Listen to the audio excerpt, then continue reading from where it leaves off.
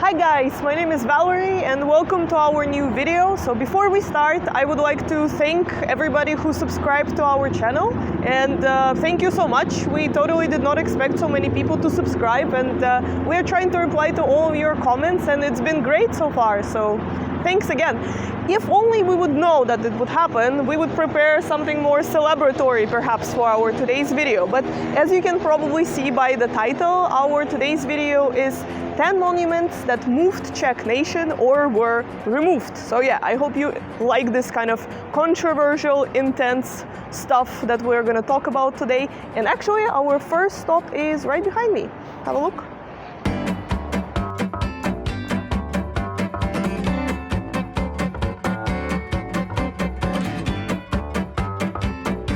We are going to start with the statue of Saint Wenceslas, the most iconic monument in Prague. By the way, did you guys know that there are 124,000 men called Wenceslas or Václav that live in Czech Republic? Can you imagine? How many Valeries do you think live in Czech Republic? Leave it in a comment down below. This statue was what we would call nowadays a cultural reset. One of the first sculptures of the Czech national revival that started in the 19th century, the time when Czechs were claiming back their culture and national identity through looking back at their history and forward into the future, where they're free from the imperial rule and occupation. Well, it would be a long way for Czechs. Only in 1989, during the Velvet Revolution, they would finally be independent once and for all. The Velvet Revolution happened here on the Wenceslas Square. So the statue of Saint Wenceslas saw the symbolic beginning and end of his nation's struggles for liberty. The sculptor Josef Václav Myslbek took his sweet time to create it, around 30 years. And in 1912 the statue was finally installed. It was missing just one sculpture that was added in 1925. The monument is made of bronze and is 7.2 meters tall. There's another statue in Prague that was installed the same year, but people rarely visit it. This is the statue of Frantisek Palacky, the father of Czech nation. You might know him from this banknote. Palacky was the most important cultural, historical and political figure in the times of Czech national revival, and his thoughts and ideas have shaped Czech culture. People admired his mind so much that when he died, his body was embalmed and his brain taken out and put into the National Museum. The doctor who was in charge of the procedure described it to the medical magazine and said that Palacky's skull was exceptional and his brain was really nice and heavy. Weird, I know, but back then it made total sense. The idea of Czech nation was literally born in Palacky's brain, so it's natural that people wanted to keep it. Anyway, back to the monument. It was created in the workshop of Stanislav Sucharda. Sucharda himself carved the head of the famous politician.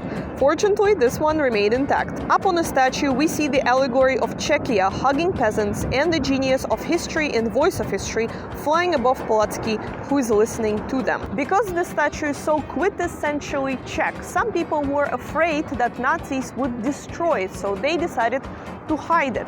Other statues were luckier and they could shift their meaning based on the regime they had to endure.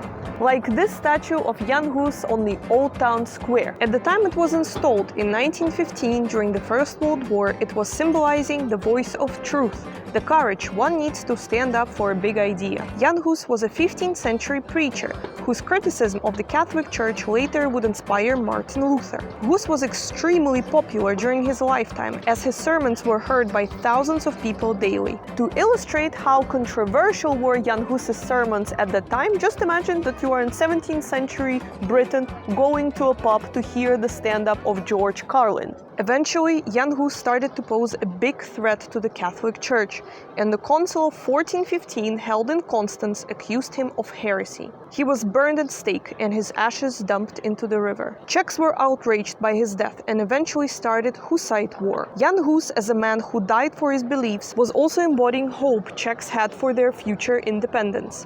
Look at him, standing there with a straight back in the face of death, like the candlelight shining in the dark.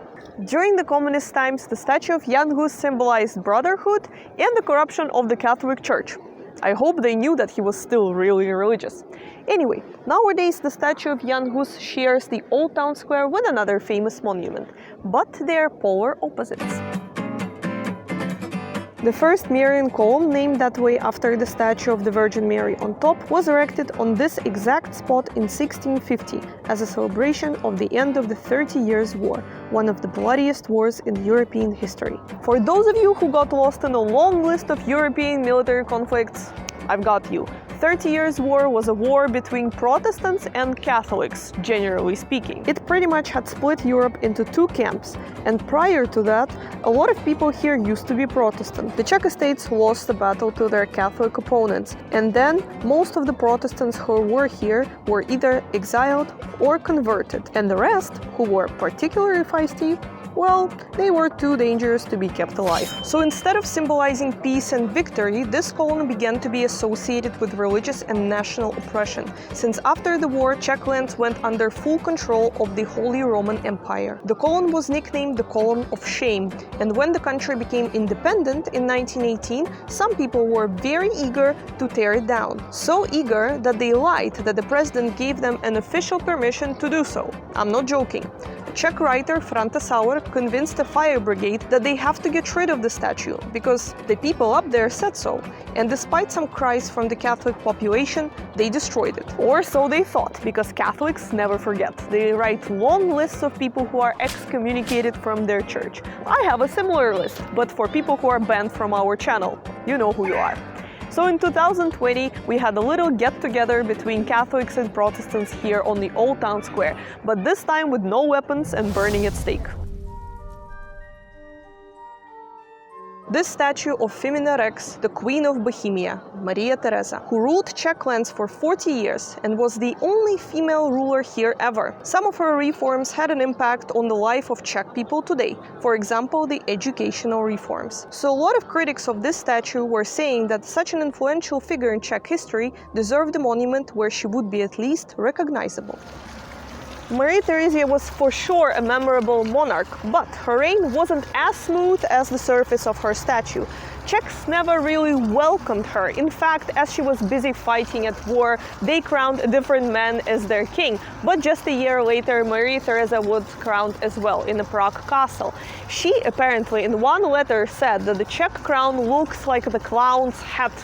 I don't know, maybe a little bit? In 2020, when the statue of Maria Theresa was erected here in this little park next to Prague Castle, the park was split into two.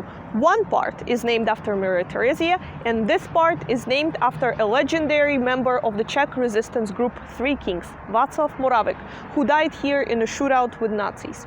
When the mayor of Prague 6 was asked how does he feel about splitting the park, he said Václav Moravec was a gentleman, so he wouldn't mind giving up his spot for a lady. Actually, that makes me think of another monument that had to give up its spot.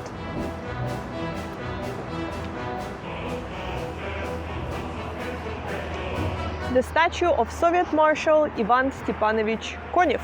As you can see, the statue isn't here, and it shouldn't be a surprise. Marshal Konev helped to liberate Czechs during the Second World War, but he also contributed to building of the Berlin Wall, took part in the suppression of the anti-communist uprising in Hungary in 1956, and in the invasion of Czechoslovakia in 1968. Knowing all of that, it's weird that this statue wasn't removed earlier, like right after the end of communism. It was erected first in 1980 to celebrate the victory over Nazism and had quickly become a gathering place for veterans and pro-communists during the commemoration days. All was going relatively well for the statue, up until 2015. That's when there started to be more and more drama. And if you speak Czech and you have a lot of time to read it, I'll link it down below. But basically it was a lot of back and forth between people who wanted the statue to stay and people who wanted it to disappear, with some dramatic comments from the mayor of Prague 6, who was saying that he was threatened by some Russian mobsters.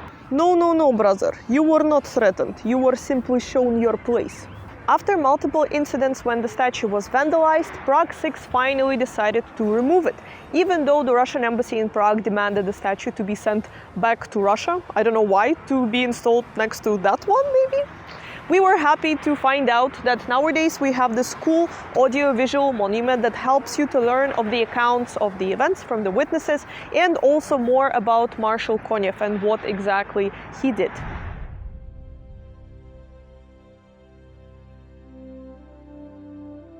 We will be now talking about two monuments, but they're one really, so let me explain. Our story starts with Tomáš Garrigue Masaryk, the OG Czechoslovakian president and the biggest swagger in Czech history. So he decided to make something to commemorate the victims of the First World War.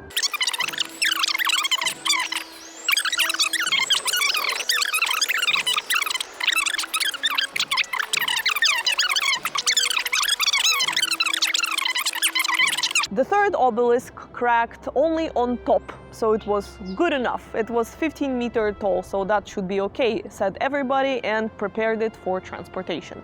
Even the artillery of České Budějovice got involved. Maybe they were prepared to shoot anyone who would mess up the obelisk. But basically, after doing a tour around Czech lands, obelisk finally arrived here to the third courtyard of the Prague castle, and it was installed here to celebrate the anniversary of Czechoslovakian Republic. But the top of the obelisk was still missing. Jože Plečnik wanted to top it off with a Bohemian lion, but unfortunately Czechoslovakia was hit by economical crisis, and this plan was put on hold. Up until the presidency of Václav Havel. Yes, he was the one who came up with the idea of installing a pyramid on top of this obelisk. And the pyramid was made, guess by whom? Škoda. I know, it cannot get even more Czech than this. Our next monument is right here. Oh, wait, you cannot see it. That's because it's hidden in the lapidarium of the National Museum. It's dedicated to Josef Václav Radecky, Czech Marshal. What did this bad boy do to be locked up so far away from where he's supposed to be? The monument of this marshal was erected here on Malostranské Square shortly after his last victory in the Battle of Novara against the Italian army. Radecky is the second biggest military commander in Czech history after Jan Žižka. He hadn't lost a single battle, even against Napoleon. Despite being outnumbered during the Battle of Novara, Radecky had two biggest advantages against his opponent. He was an experienced field marshal and he spoke one language with his soldiers. His rival, a Polish general, did not know Italian. Cosa fare, comandante? Sorry, I don't speak Italian. È un idiota? Okay, I know that one. For his contemporaries, Radecky was an important figure, and if you don't believe me, Johannes Strauss wouldn't name one of his most famous marches after nobody. Let's be real, Radecky Monument will not be standing here anymore, probably, but it did trigger a wave of thinking that the monuments will be brought back to life, especially the ones that people didn't like. And right now I'm thinking about this one very specific one, but it will be the last, I promise.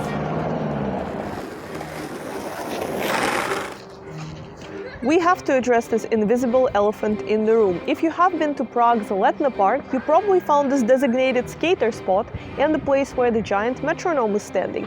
Well, it's all standing on this platform, and in the past it used to be used for something else. The biggest statue of Joseph Stalin in Europe. Yes, you heard me right. He used to stand right here and overlook the whole Prague, ominously of course. It was erected in 1955 after Stalin's death and designed by the sculptor Otakar Švec, who committed suicide. The participation in the competition for the statue design was obligatory for some artists, and some people say that Švec couldn't live with the fact that the statue of the dictator is gonna be his creation. What for a long time seemed to be like an implausible reason for suicide nowadays seems more and more likely. All because of the recent discovery. Recent excavations revealed that the place where the workers of the Stalin monument lived was most likely a labor camp.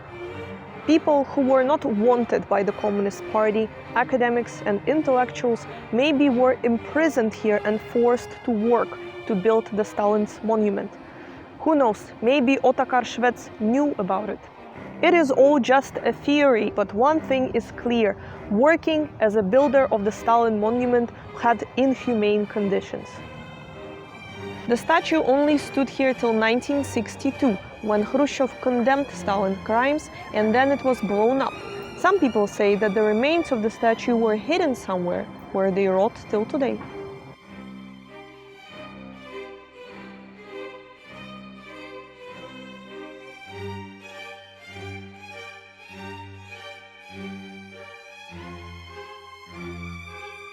Thanks for watching, guys. If you liked our video, please subscribe to our channel and give us a thumbs up, and we will see you next week.